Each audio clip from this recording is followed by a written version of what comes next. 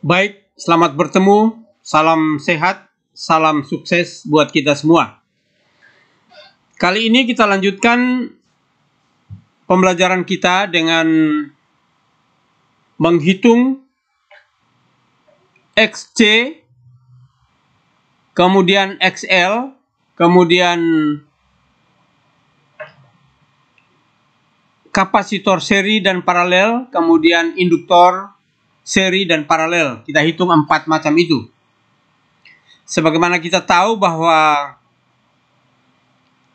kita mempelajari ini dalam rangka memperdalam dasar-dasar listrik AC. Misalkan saja, ya, kita mempunyai rangkaian seperti ini, ada sebuah kondensator atau kapasitor 1 mikrofarad dihubungkan dengan sumber tegangan AC, ya, dihubungkan dengan sumber tegangan AC dengan frekuensi 1 kHz. Kemudian kita mencari reaktansinya. Reaktansi atau XC.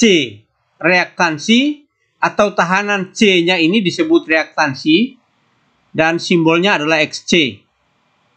Jadi reaktansi dari C ini kita hitung menggunakan rumus, yaitu XC atau reaktansi pada C, ya, adalah 1/2V kali frekuensi kali C, di mana V itu sama dengan 3,14 atau 3,142, itu V. Kemudian dikali dengan 2, V ini sebenarnya 22/7, ya, dasarnya.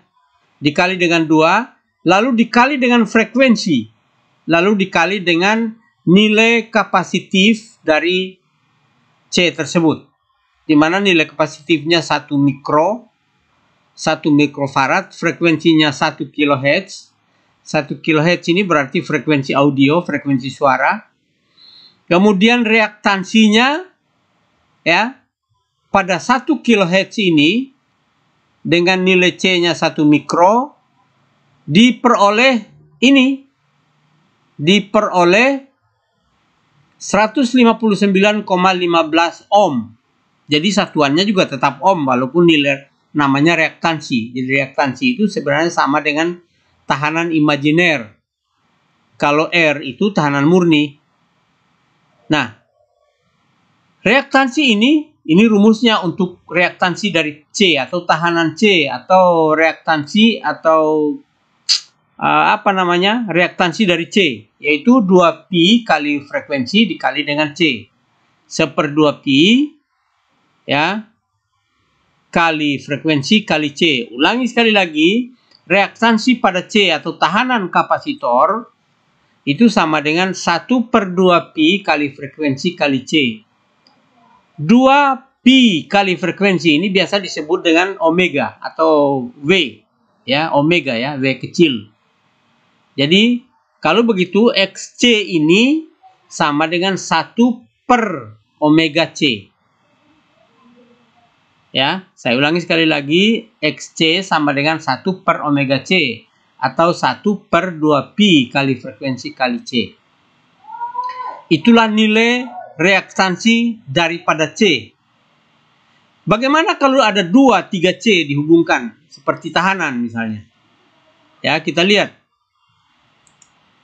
3 buah kapasitor dihubungkan secara seri, ya, dihubungkan secara seri seperti ini, sudah barang tentu V pada C1, V pada C2, V pada C3-nya berbeda-beda.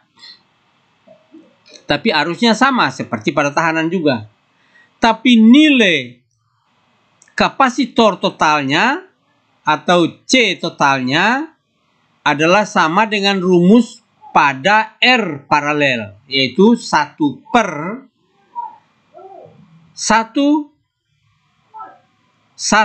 bagi R1 1 bagi 1/C1 ditambah 1/C2 ditambah 1/C3. Ini kalau R kalau ini R1, R2 berarti paralel. Tapi ini kalau C, rumusnya untuk C seri. Ya, sekali lagi supaya tidak lupa, hanya tinggal menghafal rumus ini saja. Jadi kalau ada 3 berarti pernya ada 3. Jadi 1 dibagi dengan 1 per C1 tambah 1 per C2 ditambah 1 per C3. Itulah kapasitor atau kapasitansi dari sejumlah kapasitor yang dihubungkan secara seri lalu dihubungkan dengan sumber tegangan AC. Lalu arusnya sama menggunakan hukum Ohm, yaitu V dibagi dengan reaktansi totalnya. Jadi kalau ini reaktansi totalnya seperti ini, C totalnya seperti ini, tinggal dicari reaktansi totalnya dengan cara V dibagi dengan I. V dibagi dengan XC, dapat I-nya. Ya. Jadi I sama dengan V dibagi dengan XC total atau reaktansi total dari C.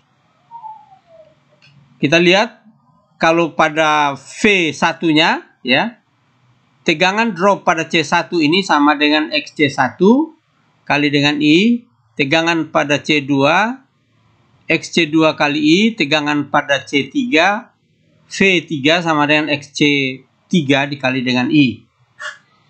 Ya, jadi sekali lagi, untuk C atau kapasitor seri menggunakan rumus paralel dari R, rumus R paralel. Ya. Kemudian kalau untuk yang paralel, kita lihat seperti ini.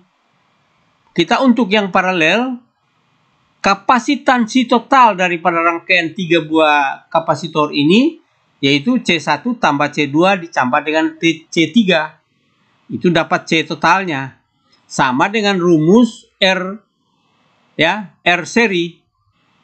Jadi rumus R seri berlaku pada kapasitor paralel.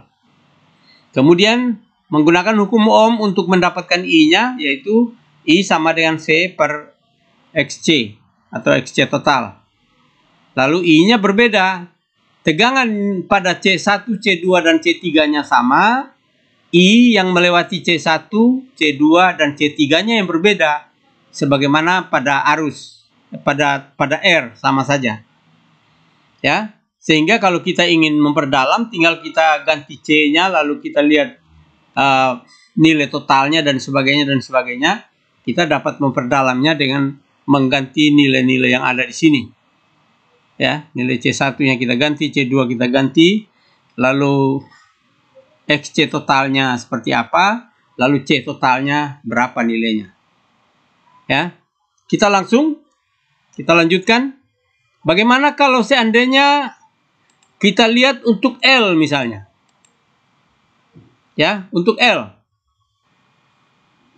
Ya, untuk L kita sudah tahu tadi bahwa L itu tegangannya mendahului dari arus, tapi kita tidak kembali ke sana. Ada sebuah kumparan atau induktor dengan nilai 250 mH, satuannya Henry. Frekuensinya 10 kHz maksudnya. Reaktansinya dari 250 mH dengan frekuensi 10 kHz ini diperoleh 15,71 kilo ohm, ya, kilo ohm. Jadi reaktansi nilainya satuannya ohm, yaitu diperoleh dari rumus ini. Ya, XL itu sama dengan 2pi kali frekuensi kali L. Kalau C tadi 1 per 2pi, ya, kali frekuensi kali C. Kalau L rumusnya ini. Jadi L itu tanpa per, tapi kalau C ada 1 pernya. Ya, kita lihat pi itu seperti tadi saya sudah katakan bahwa 3,142 itu untuk pi. Nah, nilai XL inilah yang menjadi nilai tahanan walaupun nilai bersifat imajiner. Nanti ketika kita cari impedansinya nanti ada pembelajaran tersendiri untuk itu. Bagaimana kalau L-nya dihubungkan di seri atau diparalelkan? Seperti ini misalnya. Ini paralel seri. dia berlaku seperti R biasa. Ya. Jadi L diserikan seperti ini, L totalnya adalah L1 ditambah L2 ditambah L3. Ya. L totalnya L1 tambah L2 tambah L3 seperti R, seperti rumus pada L. Kemudian I-nya V dibagi dengan X L total. Ya, V1 yaitu I kali XL1, V2 I kali XL2. Ya, V2-nya I kali XL2. Kemudian V3-nya I kali L3. XL3 maksudnya. Di mana XL tadi itu seperti yang kita cari pada yang pertama tadi. Jadi masing-masing kita cari XL-nya dengan rumus seperti ini. Ya. XL sama dengan 2Pi kali frekuensi kali L. Ya. Nah, bagaimana kalau seandainya misalkan saja 2 V-nya sama dengan 25 volt, frekuensinya 10 kilo, lalu L1, L2, L3-nya, lalu kita cari L totalnya dengan rumus ini. Kemudian XL totalnya kita cari, ya. XL-nya sudah pasti XL1 ditambah XL2 ditambah XL3. Ya, jadi kita cari masing-masing XL ini, lalu kita tinggal tambahkan saja XL totalnya. Karena dia rumusnya juga seperti R seri. Jadi XL total adalah diperoleh dari XL1 tambah XL2 tambah XL3. Lalu kita hitung I-nya berapa, ya. V1-nya berapa, V2-nya berapa, V3-nya berapa sesuai dengan XL-nya. Itu kalau seri. Kalau paralel ya sama juga. Ya. Sama juga, kita cari dulu L-nya, seperti R biasa, paralel. 1 dibagi dengan 1 per L1, ditambah 1 per L2, ditambah 1 per L3. Itu L totalnya. Lalu XL-nya sama. Ya. XL1 paralel dengan XL2, paralel dengan XL3, menggunakan rumus ini juga sama. Hanya kalau ini L, ini diganti dengan XL. Lalu kalau kita mau menghitung I-nya, V dibagi dengan XL total, dapat I. Kenapa total? I yang mengalir di sini dibagi ke R1, R2. Jadi sehingga I-nya ditambahkan dulu baru mendapatkan XL totalnya. Seperti itu. Jadi kalau paralel, rumusnya adalah ini. Juga untuk mencari XL-nya sama. XL-nya bisa dicari dan XL totalnya juga bisa kita hitung. Nanti dalam perhitungan-perhitungan kita bisa lakukan itu. Ini saya kira khusus untuk C dan L, baik untuk mencari XL-nya maupun XC-nya, maupun nilai L dan nilai C-nya yang seri atau paralel. Saya kira seperti itu. Nanti kalau misalkan kita ingin mencoba, misalnya mencoba XL totalnya seperti apa, ya kita cari dulu XL1-nya berapa, XL2-nya berapa, XL3-nya berapa, lalu XL totalnya adalah paralel dari 3 XL ini. Sebagaimana tahanan biasa. Berbeda dengan tadi kalau di C. Ya, kalau di C tadi nilainya, ya, kalau di C beda nilainya dengan pada L atau pada R. Ya, kalau di C itu adalah untuk seri menggunakan nilai R paralel. Demikian juga XC-nya. Jadi XC1, ya kalau XC-nya XC1 ditambah XC2 ditambah XC3. Itu sama saja, hanya C-nya saja yang menggunakan seperti ini. Ya, saya kira seperti itu. Harapan saya mudah-mudahan materi ini berguna. Dan kalau seandainya ada pertanyaan, dapat menulis pertanyaannya di dalam kolom komentar. Sehingga dapat saya jawab apabila saya tahu pertanyaan Anda. Saya kira demikian. Mudah-mudahan berguna. Selamat belajar. Sukses buat kita semua.